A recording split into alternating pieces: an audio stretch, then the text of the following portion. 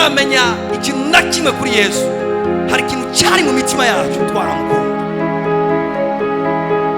Kumukorera n'umuriro kandi atabintu byinshi cyane uramenya kuri Bibiri ivyo ivyita urukundo. Imana utiyumvira igihembo na kimwe, utiyumvira merci y'umuntu n'umwe.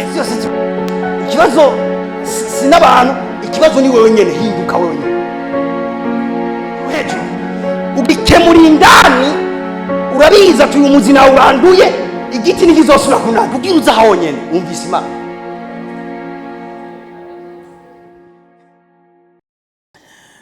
Umusi w'Imana ari byo twaganiriye. Ku munsi wa gatatu dusubira duhurira hano turaganira.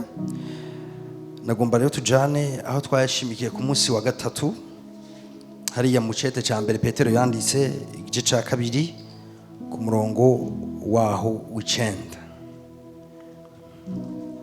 Haravuga ngo ariko mweho muri ubwoko bwatoranijwe, mukoranije kuba abami n'abaherezi, muri ihanga ryera, abantu bashiriweho kuba inyegu yiharije, kugira ngo mukwize ishimwe giye bahamagaye, ikabakura mu mwiza ikabashikana mu muco wayo utangaje. Kera nta bantu mwarimwo, ariko noneho muri abantu b'Imana. Kera ntimwari bwagirirwa imbabazi, ariko noneho mwarazigiriwe. Abo nkunda ndabinginga ko muri nyambukira n'ingenzi, mwirinde ivyifuzo by'umubiri bigwanya ubugingo, mugira ingeso nziza mu mahanga, kugira ngo no kuvyo babavuga ko nabi nk'inkozi z'ibibi, ibikorwa byanyu vyiza babona bize bitume bahimbaza Imana ku munsi bagendereye. Imana ishimwe cyane. Somye amajambo menshi, mugabo ijambo nkeneye ngomba gushimikirako riri ku murongo w'9 na cyane cyane ku murongo w'9. Avuga ngo ariko mweho muri ubwoko bwatoranijwe, mukoranije kuba abami n'abaherezi, muri ihanga ryera, abantu bashiriweho kuba inyegu yiharije, kugira ngo mukwize ishimwe giye bahamagaye, ikabakura mu mwiza ikabashitsa mu muco wayo utangaje. Cyane cyane ndarondera akagajamba kavuga ngo mukoranije kuba abami n'abaherezi, mukoranije kuba abami n'abaherezi. Ku munsi wa gatatu twamaze isaha yose turiko turimburira hamwe iki kintu bavuga ngo mukoranije kuba abami. Kuba abami, twese tuvuga ati turabami, twese tuvuga ati turabami cyane gusumbya avuga ati ndumwami. Bibiri itubwiye ngo kubwo kwizera Yesu Kristo ari ikintu twahawe, kubwo kwitaba umuhamagaro w'agakiza hariho ikintu twaciye tugirwa. Itubwiye ngo twagizwe abami n'abaherezi. Iki rero naragishimikiye ko cyane, ndanerekana n'ibintu byo gufasha kugira uganze nk'umwami hano kuri nose. Rero kino gitondo si cyo ngomba shimikire ko, nibaza ko wokurikirana audio kugira ngo canke video kugira uzokumve ibyo twize muri iki kigo. No mwanya nagomba surinye cyane akanako bavuga ngo murabami n'abaherezi, tuvuga ati turabaherezi. Haleluya, vuga ati ndumuherezi. Aha, rero nagomba mere nk'uwinjira cyane cyane kuri iki kintu yuko turabaherezi. Bitubwira ngo turabami n'abaherezi. Na hantu hake biri definition iga rasako ikavuga ngo muri iki. Aha nawe yavuze ngo murabami kandi avuga ngo murabaherezi. Amen. None umuherezi ni iki? Iyo bavuze umuherezi n'umuntu ameze gute? Nagomba nk'utanga definition y'umuherezi, gusa ahantu yandike kuko ikintu utashoboye gutahura ariko udashobora no kukibaho. Haleluya. Umuherezi n'umuntu irobanura igakura mu bandi kugira serukire abantu ku Mana. Umuherezi ninde? Angiye muri context mbere y'isezerano rya kera mbere n'isezerano rishasha. Umuherezi n'umuntu yarobanurwa n'Imana kugira serukire abantu ku Mana. N'umuntu Imana yakura mu bandi ikamushira ruhande kugira ngo apresente abantu imbere y'Imana. Iyi ni intuze imwe. icya kabiri wofata umuherezi ni umuntu Imana yikoreza imitwaro y'ihanga, ni umuntu Imana isigira amavuta yo kwikorera imitwaro y'abandi, akumva umutwaro w'abandi, w'igihugu, w'umuryango wiwe, w'ishengero ucitse kuba umutwaro wiwe. Haleluya. N'ubuntu bufatanye n'uwo muntu. Ikindi ni umuntu yasizwe kandi amavuta yo guheka ihanga, ni umuntu yasizwe amavuta n'Imana yo guheka ihanga. Guheka ihanga shaze kuvuga kwikorera ihanga, kumva ibintu bifatanye n'iryo hanga abibazwa. Praise God. Imana ishimwe cyane. Vuga ati rero ndi umuherezi. Alors, ukwiye kumenya ko wasigiwe guheka umuryango wawe, utegerezwa guheka umuryango wawe. Nk'umuherezi utegerezwa guheka ihanga. Imana arakomeje umugongo wawe ko ushoboye guheka ihanga ry'Imana. Kenshi ari gihe dusurinya cyane akajambo ngo turabami, mbwa ifoko tunasurinya gose ikinacho ko turabaherezi. Muherezi kimwe mu function yiwe ikwari guconnecta abantu n'Imana, kwari kugarukana relation nziza hagati y'abantu n'Imana. Rero twakire ni ministère yacu, twakire n'iki gikorwa duhabwa n'ubutumwa bwiza tubwira ngo murabami n'abaherezi. Turabaherezi, vuga ati ndumuherezi. Haleluya. Ndatandukanya gato ubuherezi bwo mu isezerano rya kera n'ubuherezi bwo mu isezerano rishasha. Ubuherezi mu isezerano rya kera bwari bufatanye n'umuryango kanaka, ntibari abantu bose, wari umuryango kanaka Imana yashiriye haruhande icyo gikorwa, hama wari abantu gukuwe muri uwo muryango hamukagiga umuherezi. Hama kenshi bari abantu bace bashigwa haruhande, apana gusa mu buryo bw'imwemu, mugabo mu buryo bw'umubiri. Baratogwa bagakurwa muri societe, hama bagashigwa ahantu haruhande bagakorera igikorwa cy'ubuherezi. Bamwe baba ku ngoro, abandi barashigwa haruhande nyene. Bari bafite imyambaro kanaka bambara, bari bafite ukuntu na look yabo yatandukana gose na look y'abandi. Ivyereka ubuherezi baranavyambarira, baranabivugira, barafite ukuntu bavuga kubera iki gikorwa cyabo cyaraba condition uburyo babaho. Babwiye ngo nabaherezi baba bazi ko shishoye kwifata uko ariko kose no kuvuga uko ariko kose no kugenda uko ariko kose, kuko ndumuntu aserukira abantu ku Mana, ndumuherezi nashiriwe igikorwa kanaka.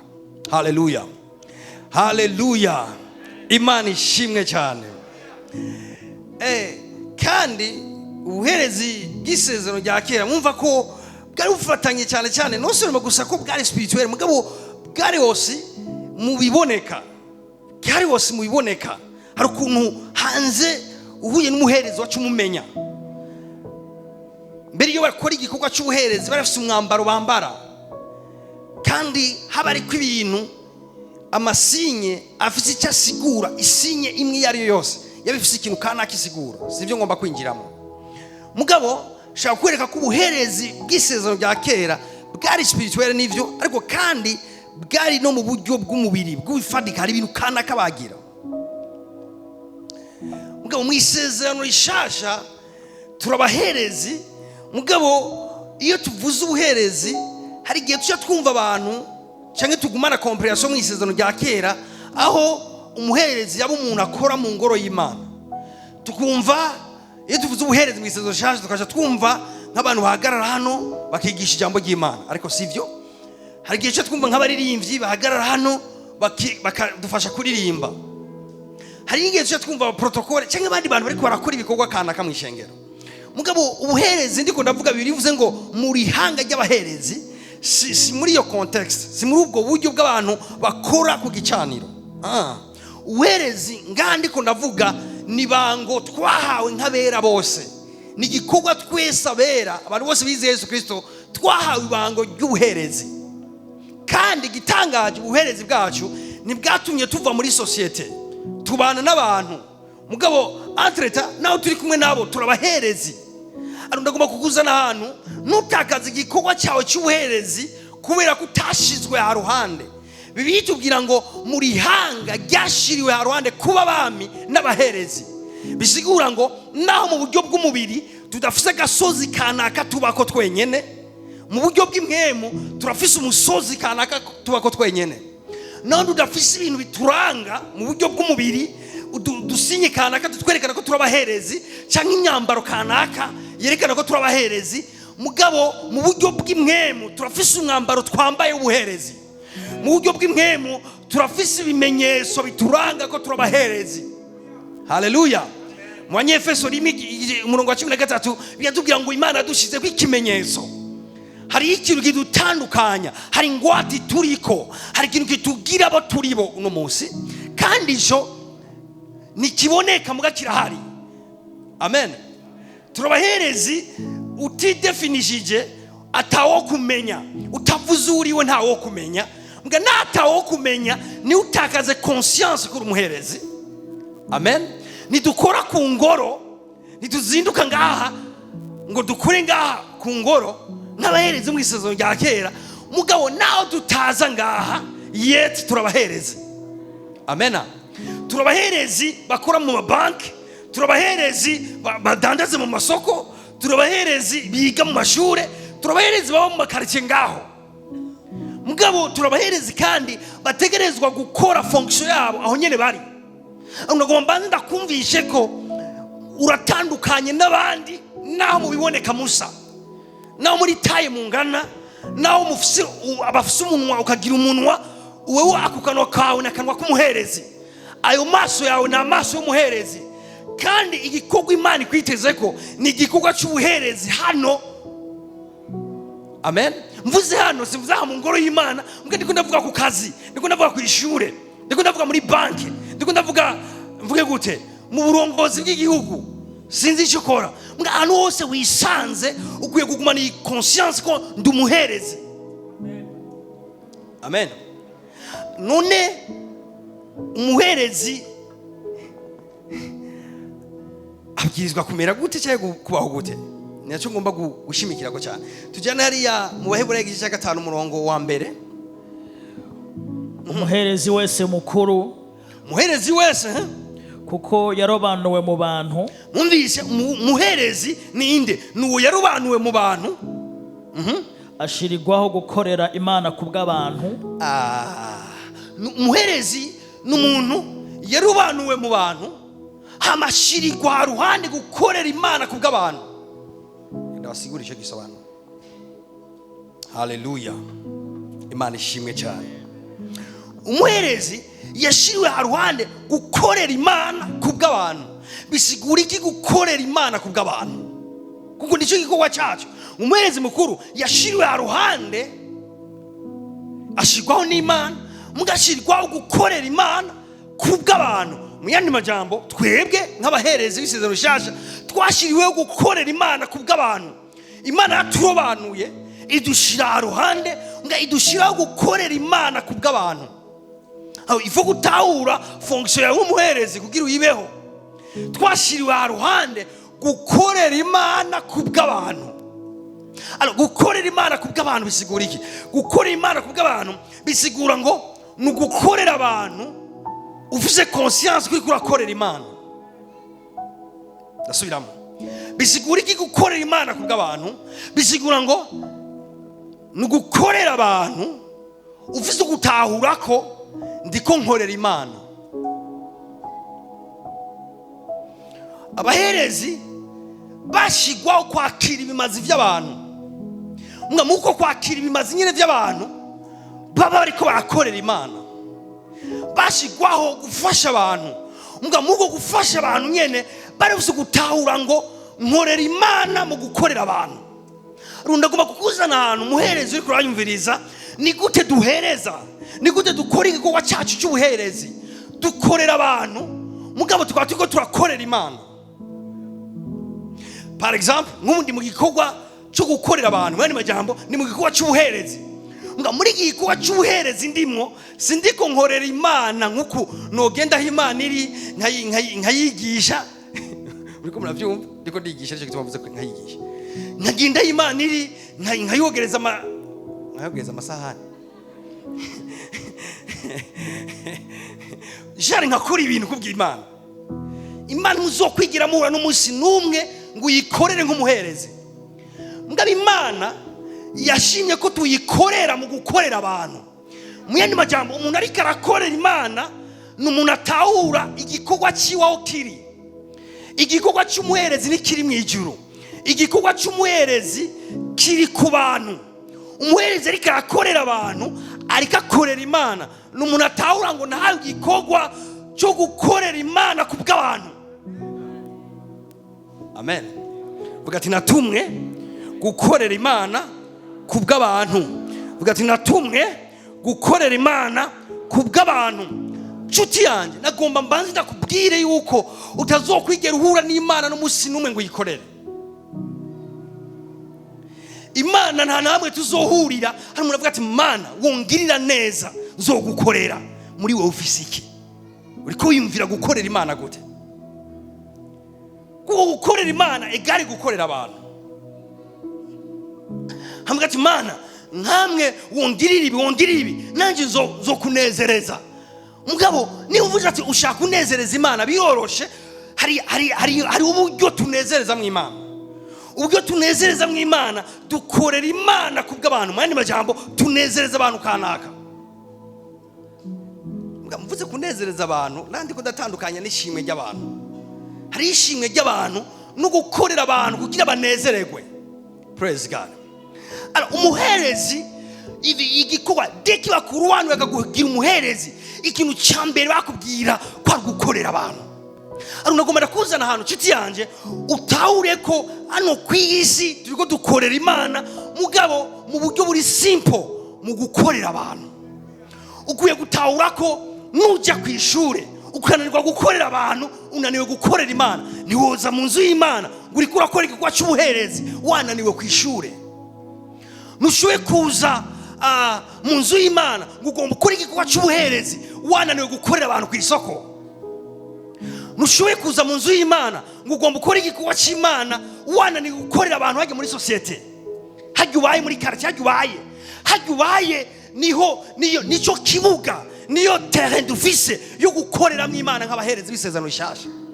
Abaherezi mu isezerano rya kera biroshe baja ku ngoro hamwe bagakorera Imana. Mbwa mu isezerano rishasha tuje mu banki tugakorera Imana, tuje mu entreprise tugakorera Imana, tuja ku mashure aho nyene tugatanga intaye ko turabaherezi, tukagahuriza abantu n'Imana, tugasubizaho ubucuti hagati y'abantu n'Imana. Amen. Buri Imana nibona nk'ubu sinzi ikinyoma cinjiye abakristo babera abakristo mu ishengero. Nga ubuzima rukristo subwo tuberaho nga mu ishengero. Mu ishengero na hantu tuza gukomerezwa. Nga ubuzima rukristo tukabuberaho hanze. Aho mwibarabara tuvuye ngaha, aho rero atanguye kubaho. Tuvuye ngaha tugiye dutanguye gukora mu bikorwa byacu bya misi yose. Aho niho rero ubera umuherezi mwiza. Uhagera muri fonction yawe y'ubuherezi hamugakora igikorwa cyawe cy'ubuherezi. Amen. Vuga ati nkorera Imana ku bw'abantu. Muri iki cigwa ndagomba tuvane ngano hantu imigabo yo kurondera abantu kanaka ukorera mugabo utahura ngo ndi muri fonction y'ubuherezi. Amen.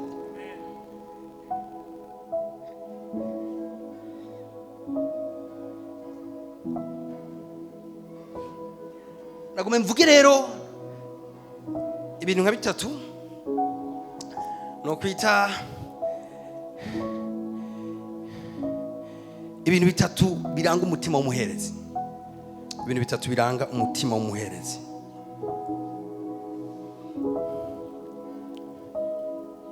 Ikintu cya mbere nagomba dukure hariya mu migani 22:9.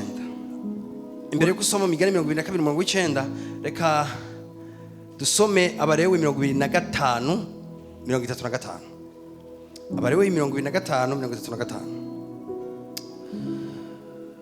kandi uw'iwanyu niyahinduka umugorwa mukabona afutanye mukwiye kumusanasana mumufashe nk'uko mwofasha akavantara n'umugererwa. Ntihazagire umwaka inyungu canke ibirenze ku byo yatwaye, ariko agende antinya jewe Imana yiwe kugira ngo uw'iwanyu abone ingene abana namwe. Haleluya. Ntaze amuguranire amahera kuzohabwa ay'inyungu cyangwa amugurane ivyo kurya kugira ngo aguranugwe ibirenze. Ane majambo yabwiwe abaherezi. Subiramo kuri 35.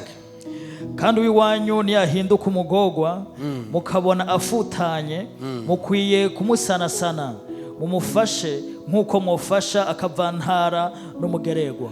Umutima wa mbere w'umuherezi n'umutima wo gufasha abagorwa. Amen. Umviriza rero ngaho subisome. kandi uw'iwanyu niyahinduka umugorwa, Imana yabwiye abaherezi ibabwira ngo hagati yanyu nihagira umuntu ahinduka umugorwa. Umugorwa ninde? Umugorwa ni wa muntu atagira ikimuvugira. Umugorwa aratandukanye n'umukene. Umugorwa ni wa muntu atafise ikintu kimuserukako, adafise umuntu amuba hafi, adafise umuntu yomwiyumvirako. Ni wa muntu abantu bose bahevye. Ni wa muntu adafise umuntu n'umwe yomwiyumvirako. Haleluya. Nawe yoshigirwa n'ikintu nafise umuntu yotelefona ngo fashe iki. Bano Imana ega abantu barahari. Umuntu adashoboye kuronka n'umuntu n'umwe ashoboye gutelefona ati ndagize ikibazo mfasha. Mbwe biritubwiye ngo umuherezi w'ukuri hagati muri mwebwe mubonye umuntu ameze gutyo, umviriza ikintu yavuze ngo mumusanasane. Subisomero rya murongo. mukabona afutanye, mukabona umuntu muri mwebwe afutanye. Iri jambo gufutana muraryumva? Umuntu ariko arahera, umuntu yafutanye, nabuze isobanuro ryayo. mukwiye kumusanasana. Umviriza umutima wa muherezi, ni wabona umuntu hagati muri mwebwe afutanye, mukwiye kumusanasana. Ibango ry'ubuherezi ntugiyumvire gusa mukuza hano tukaduza ibiganza tugashima Imana mu ndirimbo. No, biriya Imana yabwiye Abalewi ibabwira ngo nimwabona hagati muri mwebwe umuntu w'umugorwa afutanye, mumwegere mumusanasane. Mu yandi majambo umutima wanyu ukogwe ko n'uwo muntu. Bantu b'Imana, ubu nibwo buzima rukristo. Imitima yanyu ikogwe ko n'uwo muntu, hamumwegere hamumusanasane. Kumusarasara bisigura iki? Urabe ikintu wokora kubwiwe, ufuka ibihengeri bimwe bimwe mu buzima bwiwe, uraba uruhande kanaka uwo mubera nk'umugisha. Amen. Igihe Imana yamamagara ikama vision y'ino shengero, yambwiye ati rishengero ikwiye kubakira ku mavarera mwami. Muri varera imwe ikomeye cyane y'iri shengero Imana yambwiye yo kuryubakirako ni varera y'urukundo. Uri kuri igibango ry'ubuherezi, Bibiliya ivuze ngo nimwabona umugorwa hagati muri mwebwe mumwegere mumusanasane mumwubake, nawe aronke ingene yova muri iyo situation. Bandanye isomere. mumufashe nk'uko mwofasha akavantara n'umugererwa. Ati nk'uko mwofasha akavantara n'umugererwa, nawe mumufashe gutyo. Ntihaze hagire umwaka inyungu canke ibirenze ku byo yatwaye. Bano Imana ariyo ndagomba ndahashimikire gose. Yababwiye ngo nimukore business ku bagorwa. Ariko umuntu araba umugorwa gutya akaca mubonamo business. Yavuze ati pay attention, nimukore business ku bagorwa. Umugorwa ni wamubona umusanasane kandi utari kumwiyumviramo inyungu.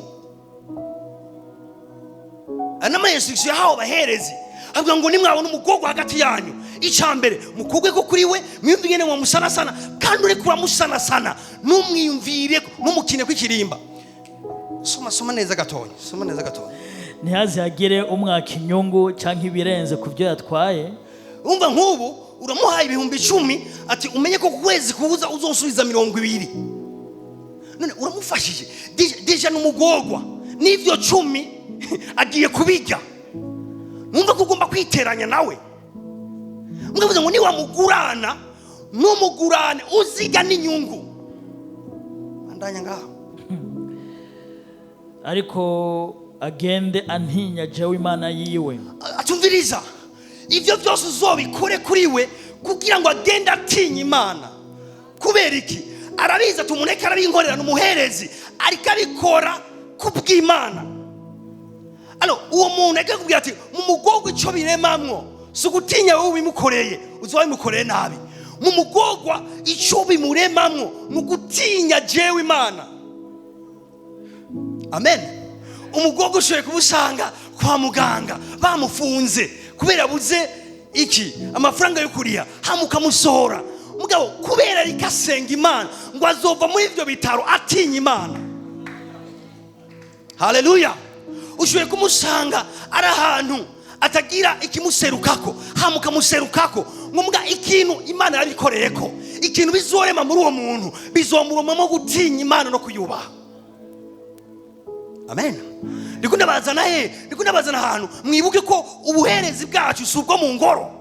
Ubuherezi bwacu si ibyo tuza kuririmba ngaha. Ubuherezi bwacu bubera ku ishure, bubera ku kazi. Ibyo turiko turagira hajya nivyo bituma abantu batinya Imana kandi bayubaha cyangwa batayubaha bayituka. Amen. So vuga ati ndumuherezi. So iyo tukatura ati ndumwami n'umuherezi hari gihe tutamenya neza Imana yiteze iki ku muherezi. Nisezerano rishasha. Imwiteze kwiki? Umviriza akabandanya. Kugira ngo iwanyu abone ingene abana namwe. Ntaza muguranire amahera kuzohabwa inyungu. Ngibi rero biratanguye. Ntuzi umuguranira amahera kugira ngo mukore ko business umugorwa. Nimwaba muri mu mafere mungana ni mubigire. Amen. Mugabo ni naba mbona umworo abuze icyaga amewe nabi hama kasa umukate kwambwira ati nta kibazo ndawuguha muga mu mezi abiraza uzoma imikate 5. Nayo kavuga ngo uri gukora business ku mugorwa. Amen. Muga nitwa batura abagabo biyemera nkuko tukavugana ati ndaguhaya yama tuzokorana gutya ivyo sawa. Muga ku mugorwa apana gukora business ku mugorwa. Amen. Canke ngo mugurane ivyo kurya kugira ngo aguranugwe ibirenze. Hallelujah. Ok, Proverbe 22, verset 9.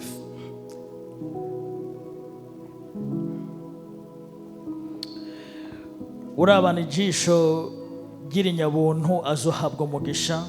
Umuntu arabana ijisho ry'unyabuntu umugorwa azohabwa umugisha. Bandanya. Kuko aha umugorwa ku vyo kurya vyiwe. Kuko aha umugorwa ku vyo kurya vyiwe. Sohora umucokoranyi. Amen. Vuga ati ndaha umugorwa ivyo kurya vyanje. Amen. Kandi mande babwira ubukristo buri sempre. Ubukristo buri sempre. Bivuze ngo umuntu arabisha amaso y'ubuntu umugorwa azohabwa umugisha. Uri simple. Mugaba cyabizana ku bintu bitonye cyane ngo umuntu hayi ivyo kurya umugorwa azohabwa umugisha. Amen. Murabona isahani imwe yinjya gishoboye kugururira umugisha umuntu. Isahani imwe yinjya ahaye umuntu kubera azi ngo ndumuherezi kandi ndikunda fasha umugorwa. Usomye kuri 19 usomera 19:17 aho nyene.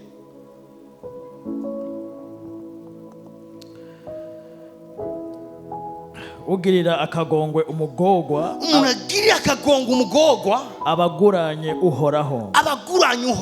Kandi ukugira neza kwiwe azokumwishura. Haleluya. Vuga tukugira neza kwanje. Ukugira neza kwanje nagomba mbwira abantu mwagire neza abagorwa Uhoraho azobishura. Amen. Uri Imana yamayirasira igihe cyose kw'ikintu ukoreye umugorwa kubera yuko ari umugorwa Imana izokikwishyura. Ndabizi nk'umuntu ashobora kwenda kuravuga ibintu akavuga ati pastor igihugu turimo abantu bagoye ingene bangana je nufashe iki vraiment. Nyumviriza, don't worry, mbwa irasiye kuri muri iki gikorwa. Abumwe babe babiri babe batatu vuga ati Mana nditise uyu muntu mbwa gombe ndamufashe. Nama numva ari shame kubaho mu buzima atamuntu umwe azoshima Imana kubgaho. Uribaza gupasa imyaka 20 muri ubu buzima atamuntu numwe azovuga ati Mana ndashima Imana ko uyu muntu yabayeho. Amen. Ni vuba cyane bamwe muri twebwe ndabivuge cyenda bireke ngamvuge bya bintu mutinya mugabibaho murabitinya mugabirabaho bamwe muzobona tubatwaye ku mpanda umunsi umwe ajya amajambo riravuga iguhajya ahantu namwe abantu babaye sincere wocu umenya umuntu yabaye ukimaze muri societe cyangwa umuntu atabaye ukimaze. Amen. Imaze kuva mu isi ntagira umuntu ababara kuvuye mu isi bakumva umenga ati nubundi yari yagishije amatongo. Amen. Gurumana ingene dupasa hano kuri nose ibaze umunsi umwe tabita yarapfuye apfuye abantu bamwe baravuga ati umviriza mwiyaza kujya musi yari yapfuye tabita gusa ntabivuga ngo yari yapfuye tabita ashobora yari yapfuye abantu benshi mugahaguruka abantu bamwe baravuga ati none uyu muntu apfuye impuzu zacu zizosubira gushonwa nande. Bumva harasigaye manke y'ikintu harasigaye vide umenga ari absence y'ikintu ibaye kubera umuntu mwagiye we nkamwe wova hano musano hamwe ninde muntu yorira atigirishije. Rubizera abantu bapfa kurira hari umuntu ubwira ngo nabuze umuntu akacarira namuzi akakibona ararize mbwa umuntu yorira bivuye ibwina akavuga ati kuvyukuri ndababaye ko nakagiye. Haleluya. Imana ishimwe cyane. Ano udafise abantu nkabo barondere umuherezi akwiye kuba afise abantu nkabo avuga ati kuvyukuri uyu muntu arafise ishimwe mu mutima kubera ndiho aranezere kubera ndiho ubuzima bwiwe buzoshima Imana ibihe byose kubera twahuye umusomo. Nuzo uri kurakora ibango ryawe ry'ubuherezi. Amen. Nababwiye nk'ari umuntu ashobora kucyimba ati pasta cyane amafaranga afise cy'ibyo bintu sino bishora mbwa ushobora kubuza ibiharuro kandi wicaye mu ishuri y'abandi bantu batazi ibiharuro ushoboye kumubera umugisha ngaho none ubu Kristo niki erega ubu Kristo n'utwo tuntu duto nyene ubu Kristo n'ivyo nyene n'uwo mutima nukumva wabaye undi muntu nukumva ari ikindi kintu woheba ubu Kristo no kwiheba ego ubu Kristo n'ibintu ntantu menga twaratakaje kwikunda turi mu gikorwa cyo gukunda abandi no kumva ari abandi bantu bogirirwa neza kubgacu. Muherezi byavuze ngo umuntu akorera Imana kubgabandi umuntu akorera Imana kubgabandi.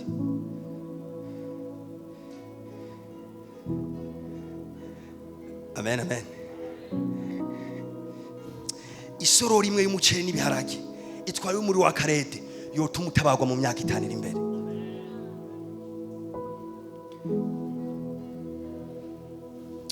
Narabonye n'abantu Imana bahezagire ashobora kugenda mu bitaro muri babantu bafise ibisebe byase gukira akaja ngaha akabicarika agasaba ibikoresho akaboza ushoboye kutabishobora mugabo ushoboye gushobora ibindi.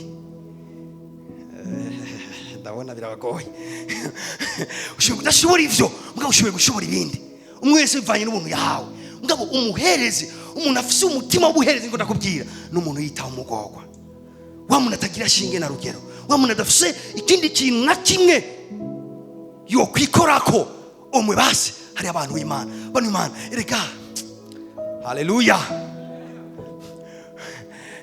Ishengero niryo vyizigiro vyavyo abantu bameze guto abantu bameze gutyo ivyizigiro vyabo nuko abantu w'Imana bariho nuko ishengero twari aro twikawushije tugama turi busy mu biri na biriya bano Imana abo bantu bazorata ugutabagwa n'Imana ko twebwe turamayestrima turikoresho Imana cishamwo kugira itabara abantu kanaka.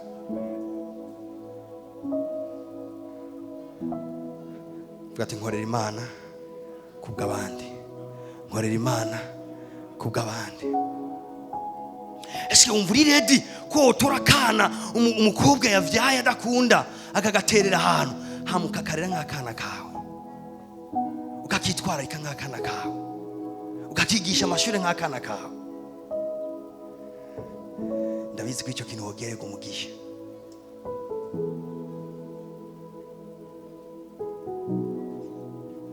Amen. Bani mani mwumviriza ibintu, hari ibintu tuderuta mu gukora ivyiza nk'ibi. Hari ibintu ndavuga basi sinzi umuntu twaganira ngo jewe mura muntu numwe nzosubira gufasha muri aba bantu bo ngahanye kibaraba. Ati kubera iki? Ati urumva ubaye amafaranga baca batwara mu musigiti, ati hama mu musigiti bagaca bavugira ku ibintu ugaca usanga ibintu vyawe biragiye. Amen. Sawa, udafasha ijabo fasha abandi. Mbwa ubwizwe kubikora fasha umuntu kanaka. Mbwa jinga garuka nkimvira. Ega uri umwana w'Imana. None ibintu vyawe byogenda mu musigiti, umushaka bivuga ko bikagenda gute nawe usenga Imana? Uko kwizera kwawe kwakorose gute mu kwimvira yuko amafaranga utanze? None agiye ugenda gusumisha mu isoko uyahaye bande? None iyo yobo yatwara he? Urazi yobo yashikana? Nguma nimvira yuko dufise izina rya Yesu, dufise ubushobozi bwa Mwemu Yera, twarakiwe n'umucyo. Ni gute umuntu yovuma ibintu vyacu bikarangira gutyo? Mwumva ko ari ikinyoma cy'umwasi ugana dukora icyiza. Haleluya.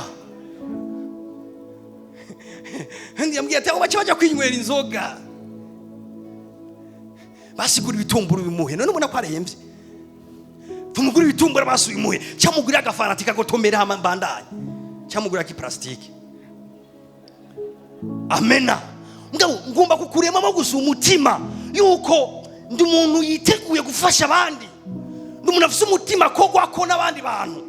Mbona umuntu ameze ukuntu kanaka umutima wanje ukababara. Urazi umuntu ashaka gushika hano aka kantu ndiko ndavuga kagatakara muri we. Nasenze ngo Imana ikagarukane mu ishengero. Nasenze ngo Imana isuke imbabazi zayo ku buryo umuntu yumva kogwako kubwabo bantu. Sindumva umunsi ndanezerwa ntigiye mfashije umuntu yari mu kibazo. Numva umunezero ntasenze. Ndababwira umunezero ushobora kuronka utasenze. None igihe ugenda ukavuga mu nibuga ugasenga ukumva rose umunezero uvuye ku Mana. Ngai n'igihe ukura acte kanaka ubwo nyiri ugaca wumva umunezero utazwe n'Imana. Mbwa ugiye umunezero uvuye he? Ni kubera data aranezerewe, Imana iranezerewe. Haleluya. Vuga ati nkorera Imana kubw'abantu.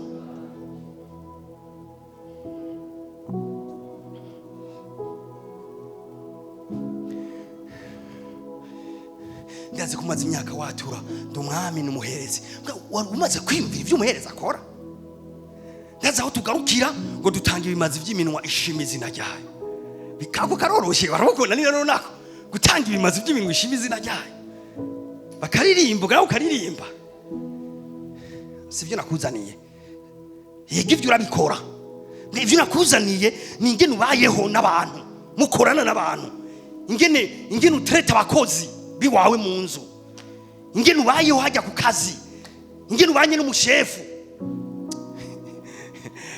Amena. Umukozi w'Imana umwe yambwiye ikintu gikomeye. Yambwiye ati jewe naragiye umunsi umwe ninjira muri banki kanaka ndasanga umukisi wanje. Ati bimwe nyine ucunezerwa arangwa ko arandamutsa hama cyenda bwira umushefu wiwe ati ati ni umukisi wanje vraiment ti nukuri ti ashibina umwana mwiza vraiment.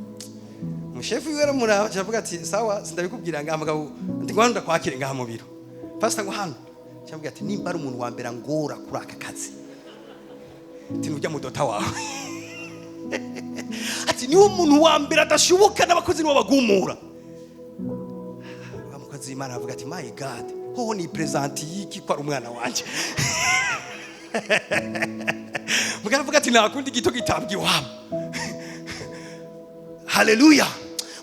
Ibaze nawe nk'ubu Imana yoza hajya uri umwana wawe iki president aje ugazi wawe kacibaza umushefu wawe raporo yawe ubukiriso nubwo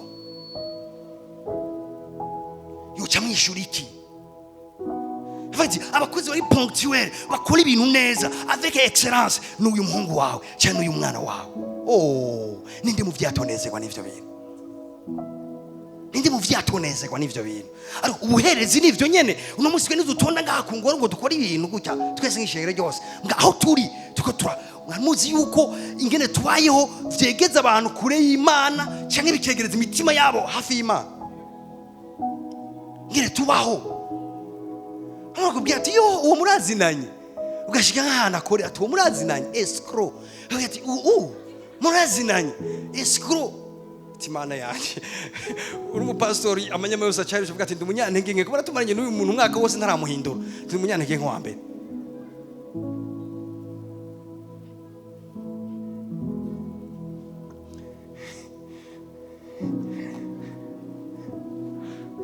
ati ndi umuherezi haleluya vuga ati ndi umuherezi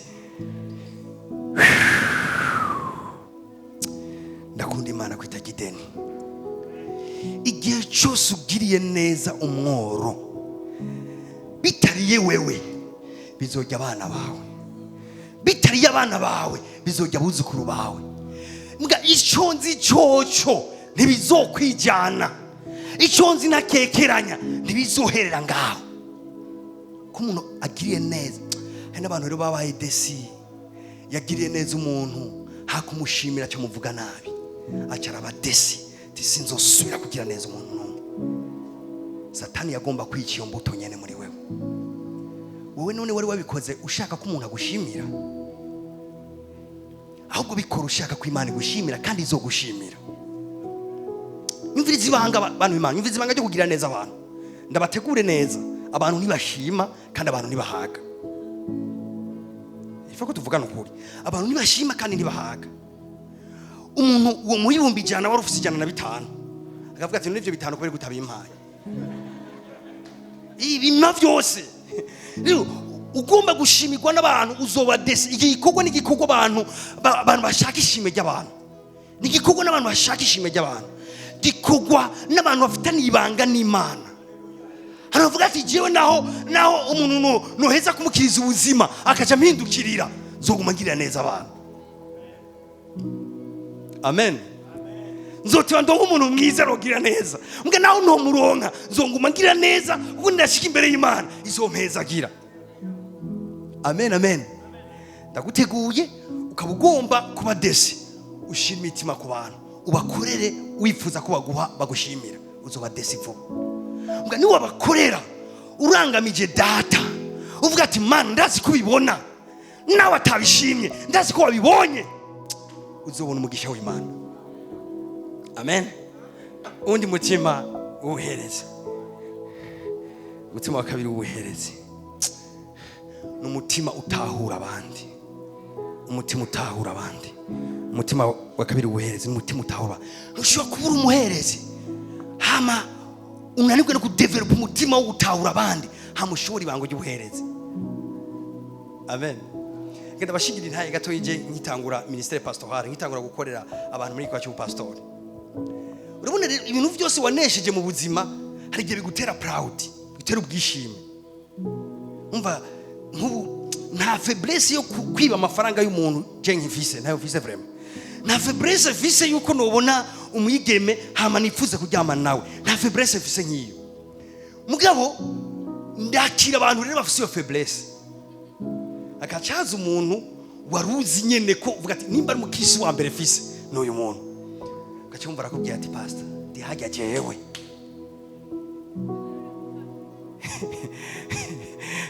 ati na telefone heruka kwibwa mu ishengero ni jera yitwaye.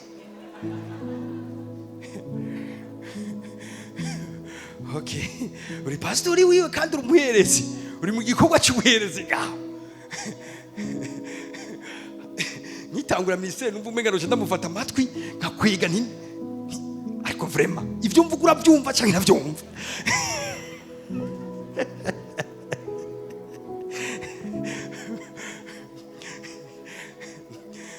Umenga umva kubera je nakanesheje ako karane proud karane yo bwibone numva umenga umuntu wese ataranesha ico kintu numva umenga ntawe ni kazi imbere yanje. Praise God. Umuherezi n'umuntu atahura n'intege nke z'abandi. Kuzitahura so kuzishigikira, kuzitahura no gutahura ko kuva mu ntege nke n'urugendo. Haleluya. Nta muherezi yo kuzura gusa ibintu by'amategeko nibishoboka. Kugira ukuri kwacu ubuherezi. Bano mana biragusaba gutahura. Ibaze ko ari igihe dushika kure ntidutawe n'abapagani tukibagira ko n'igihe tutari bwakizwe natwe ivyo bintu twabigendera. kuburyo n'umupagani n'umutaze gutyo. Uri umuherezi, ni wowe nyine utegerezwa kumuconnecta n'Imana akava muri ubwo buzima ngo ntunamutahura. Kandi babwira Imana abantu bose bari pre guhunga abantu batabatahura. Ndagasubiramo, abantu bose bariteguye kujya kure y'abantu batabatahura. Mugabo abantu bose bariteguye kwegera umuntu yobumviriza akabatahura no mu ntege nke zabo. Ari umuherezi kimwe mu bikorwa vyiwe aratahura. Harimo uruhande ngo bare ko dutahura namo cyane. Somera 2 Corinthiens cya mbere umurongo wa 4. Judi yanyumviriza mbere ko tunasoma hwana. Ndabizi ko umwe wese hamuri twebwe arafise ibintu amaze kunesha, arashoboye gusenga. Harimo navuga ati genda gusenga isaha. Rero umuntu amaze gusenga isaha natahura umuntu agisenga 30 minutes. Nga utubwizwa gutahura uwo muntu hamukamufasha gukura mu buzima bwe bwo gusenga. Amen. Amen. Itwirura mu marushwa yacu yose. Vuga ati yacu. Amarushwa yacu. Mwumvise ko atari amarushwa ya Ejide. Mwumvise ko atari amarushwa ya Eric. Mwumvise ko atari amarushwa ya Derek. Mwumvise ko atari amarushwa yanjye. Na urimwo na marushwa yacu. Shaka kuguza na utahure ko ibijyanye n'amarushwa hano mwinosi si by'abantu bamwe.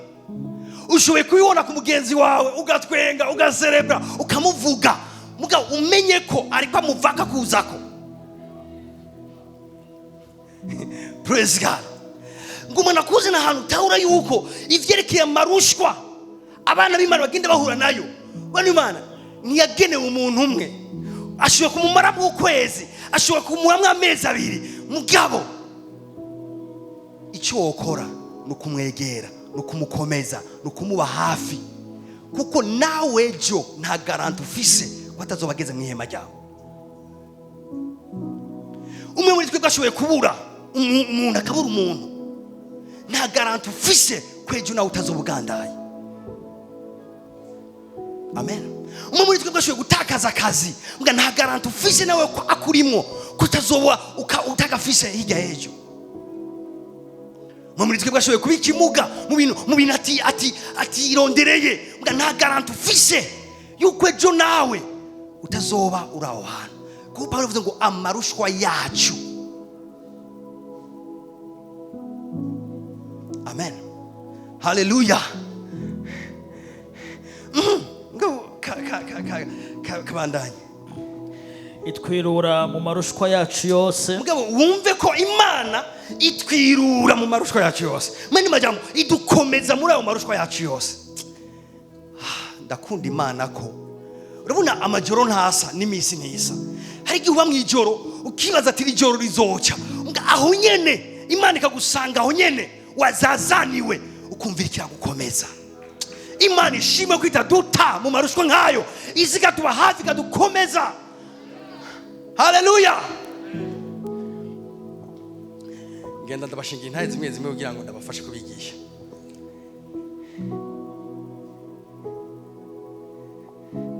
Mu myaka iheze sinatahura umuntu agwara, umwana w'Imana agwara sinamutahura. Rimwe na rimwe umuntu ananyandikiye message ngo ndagwaye. Wamenga no mubaza uri cyane mu gishasha wagwaye gute?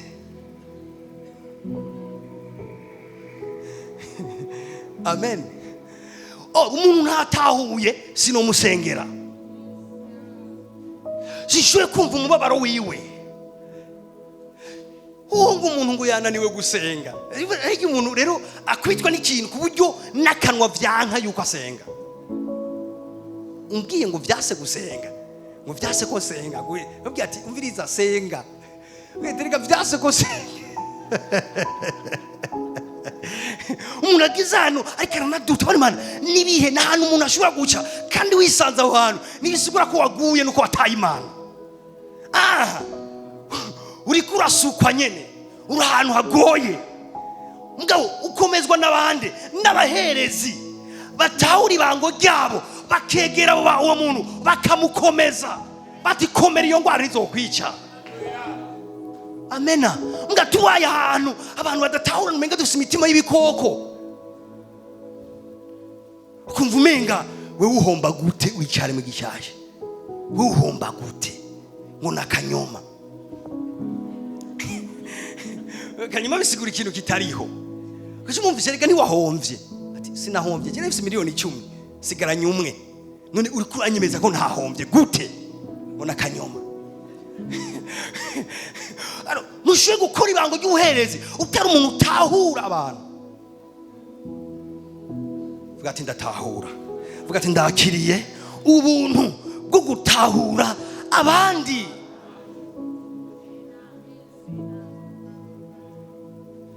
Ibi bintu ndiko ndababwira biriko bifata urugendo rwinshi kugira mva aho hantu nje ahandi hantu.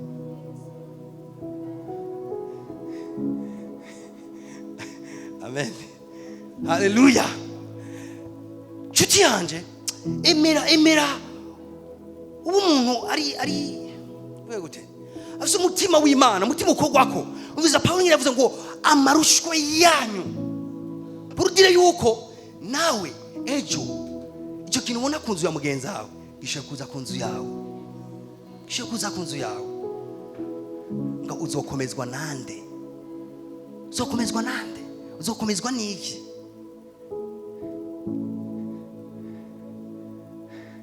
Ndabizi ko nawe rero bageze ahantu kubera uko kwigishwa kumeze gutyo atokubuka no kubwira umuntu ati ndiko ndaca mu ma-challenge sengera. Ugaterega aca asuzugura kuna umva cyari kimenyetso cyuko sindi spirituel kubera naciye mu bibazo, sindi spirituel kubera naciye mu bibazo singira ukwizera. Paulo wenyene yuko aravuga ko amarushwa yiwe nta kwizera afise. Yesu yavuze ngo mu isi muri n'amarushwa menshi ariko ni muhumurira nta kwizera afise Yesu.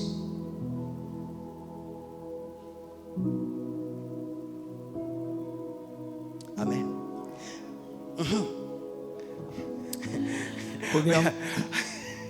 Hagize igihe numva ndamaze imyaka ndogo ishengero iri abashimwa kumwe gusa ndayirongo bwarakigiye ndi umupastor. Kubera ibyo byize bagenda rifise mpamagara nk'abana ati umuntu akenyeze tumufashe. Akumva umenga yovuga ko adafise icyajya ntiyizera, kumva umenga n'umuntu yakorotse. Mugabo ivyo ntiyavyishizemo ni kwera abanye n'abantu batamutahura inshuro nyinshi. Praise God. Vuga ati ndumuherezi atahura abandi. Kugira ngo natwe tubone uko twirura imibabaro abari mu marushwa yose. Aho hantu habike usubire hahandi mu Heburayo 5:1. Ndabwira igituma umuherezi utegereza gutahura abandi. Umanuke hepfo usome hajya rimwe umanuke hepfo hari akarongo ko hepfo ushaka. Kandi ashobora kwihanganira inyobegwa n'abazimiye. Umviriza umuherezi ashobora kwihanganira inyobegwa n'abazimiye.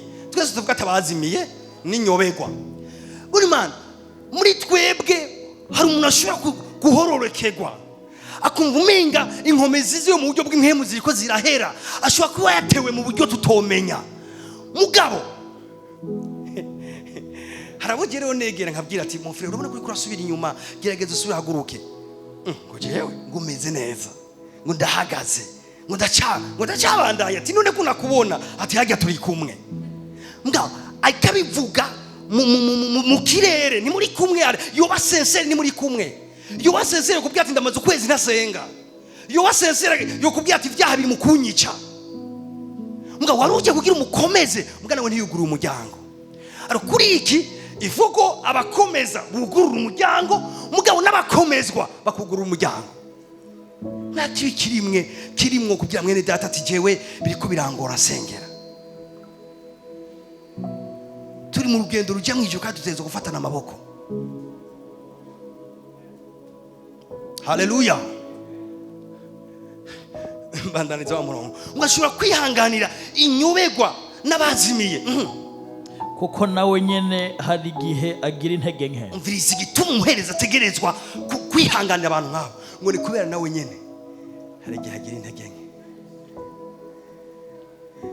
wewe urinde weza kutigera ugira intege nke ntumpende ndakuzi urafise intege nke havuze ngo igituma ni ngo abwizwa kwihanganira abantu bameze gutyo ngo ni kubera ni nawe nyene hari igihe agira intege nke bano Imana twese hari igihe tuvyuka kumva umenga gusenga navyo nshaka kumva umenga kwicara ahantu uri kuraribwa ukavuga ati ngo mbasenge ukicara ukabura ijambo utanguza ukavuga ati intege zo gusenga nta kundi ugashiramo uturirimbo ukaturirimba ushikirere kikaza n'abaherezi tugira intege nke nawe ugira intege nke uricyo gituma utegerezwa kwihanganira abameze gutyo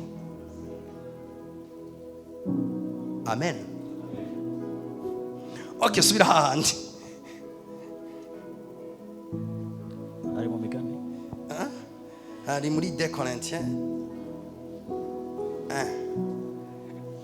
era kuri 4 itwirura mu marushwa yacu yose kugira ngo natwe tubone umviriza reka aka kantu nirindi bango ry'umuherezi n'undi mutima w'umuherezi umuherezi n'umuntu atahura yuko passage yiwe muri ayo marushwa numugisha ku bandi ndagusobanura ibyo shatse kuvuga gasomerera kugira ngo natwe tubone uko twirura imibabaro abari mu marushwa yose haruguru gatoya ho nyene Imana y'umwami wacu Yesu Kristo ariyo siragahezagirwa data wa twese imbabazi kandi Imana yirura imibabaro yose itwirura mu marushwa yacu yose itwirura twese tuvuga ati itwirura amarushwa yacu yose bari kubwira ngo amarushwa yose wowe urimo nuwave wiganyira Imana yacu itwirura amarushwa yacu yose ariko rero kubera igitwirura amarushwa yacu yose more kubera igitwirura amarushwa yacu yose kubera iki reka ndabivuge gutya kubera iki Imana ishuye kugenda ku muntu amaze 10 ans atavyara ikamuhereza umwana ni ubwo bugi imwiruye ngomera kugira impamvu kubera ko umuntu ashoboye kurara ku bikarato umunsi umwe hamwe Imana ikamuhereza inzu yiwe nziza ikabira mwiruye kubera iki Imana ishoboye gusanga umuntu w'imfuvyi ikamuhereza umuvyeyi amukunda nkuko nyina amukunda canke se ikabira mwiruye kubera iki igira ivyo umvize impamvu igira ivyo kugira ngo natwe tubone uko twirura imibabaro abari mu marushwa yose kugira ngo natwe tubone uko twirura abari mu marushwa menshi tuyibiruza uko natwe twiruwe n'Imana ngo tukabiruza uko natwe twiruwe n'Imana mumbwira amena abantu biriwe n'Imana mumbwira amena ahantu hose Imana yaguhojeje amarira ahantu hose Imana yaguhaye umunezero ndakubwira impamvu yabiguhaye amena reka mbenda bivuge n'ukundi kuntu rijya shure ryakunaniye gatatu irya kane ukarimenya si we wenyene wabaye wa nyuma azonanirwa gutyo bijya bintu wadandaje bigahomba si we ubaye wa nyuma udandaje bizohomba we wabuze umwana si we ubaye wa nyuma ubuze umwana wewe habaye ibicanke biriya vyababaje umutima wawe ntubaye wa nyuma kandi ni wabaye n'uwa mbere ivyo bintu bibayeko none kubera ko Imana itemera ko tuguma ngaho ikaduhereza kwirugwa ikaduha ibindi bihe ngo nukugira tuzokwirura abandi mu bihe vyabo nk'ivyo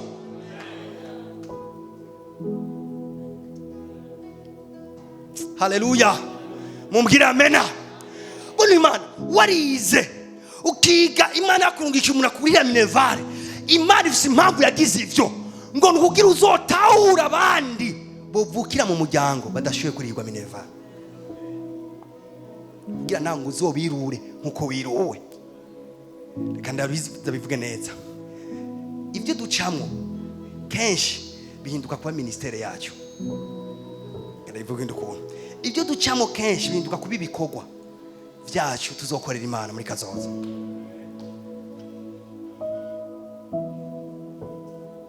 mu minsi heze sinamusabye urusha madamu wanje mugabo ngo ndabivuge nta kibazo nawe nyine azovyivugira mu minsi heze madamu wanje agwaye arababara cyane agiye kubabara arambwira ati sheri yakize nimba ari abantu nzotahura kandi nzofasha ati n'umuntu yontere yabivuga nk'umusaba urusha atakambira ko gwaye ingwara nari ngwaye uzoca umuruhusha ngende kumuraba. Hari ibintu Imana ireka ducemwo kugira ibihindure ministere yacu. Munyumvise neza. Hari ubupfuvyi Imana yarese uratraversa kugira ejo izuru nk'abantu batahura imfuvyi. Hari abantu Imana yarese iremera baragwana ingwara kanaka hamira bakizira birura kugira ngo bazokwemere umuhamagaro wo gutabara abantu bameze gutyo. Ikibazo kiri hari gihagaze ngaha nuko abantu baca mu bintu ntibigishwe navyo. Ikibazo si ibyo waciyemo byakwigishije iki, ubivuyemo wabikuyemo igikorwa iki uzokorera Imana. Umvirize ingene uzohomvya Satani. Ndabakabanga ko guhomvya Satani. Ibintu byose aguteje uzobihindura mu ministere gufasha abandi. Ashuye kuzana ibintu ku nzira yawe agomba kugusambura, sawa, kwana nawe uhejeje kwitsinda bikuremo ministere yo gufasha abandi, bikuremo igikorwa cyo gufasha ubwoko bw'Imana. Amena. Ubuzima bwakugoye is your ministry. Nimba ubuzima bwakugoye icyo ni igikorwa cyawe. Uzofashisha abandi bantu bariko baragorwa n'ubuzima kuko n'uruwanyuma. Amagara yakugoye hama Imana yakwirura, icyo ni igikorwa cyawe cyo gufasha abantu. Ikibazo tuguma tugwanira kuri podium, twese tuba baririmbye, twese tuba protocol n'abatahamagawe kuba baririmbye. Ari umuntu hagarara ngaha akaririmba ibintu kiyumvira ati none wewe waje muri korale wabagije ibyo bakora. Bagombe bakunige cyane. Rundira ibindi bikorwa birahari ureka baririmbye baririmba.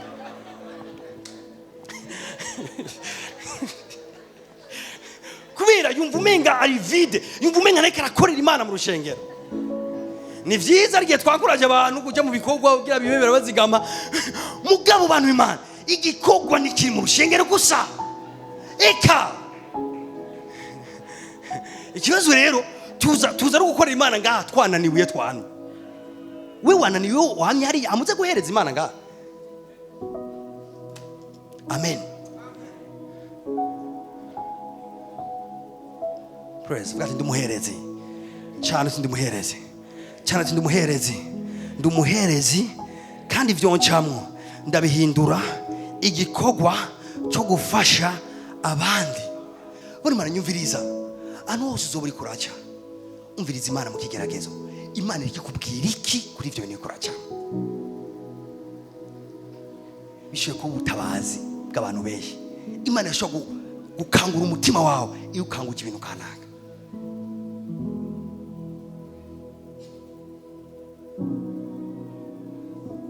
Ndarangije kwigisha mugabo ahuca ivyo ucamo. Hari abantu bababaye nk'uko babaye cyangwa ibazo babareje nk'uko babaye.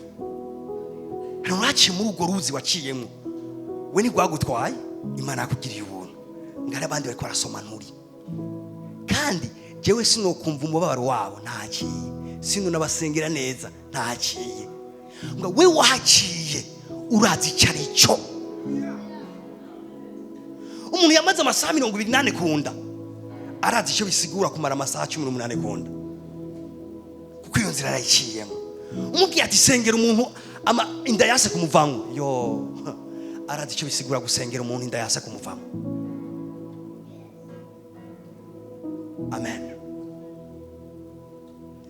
Yes, abaheza giri.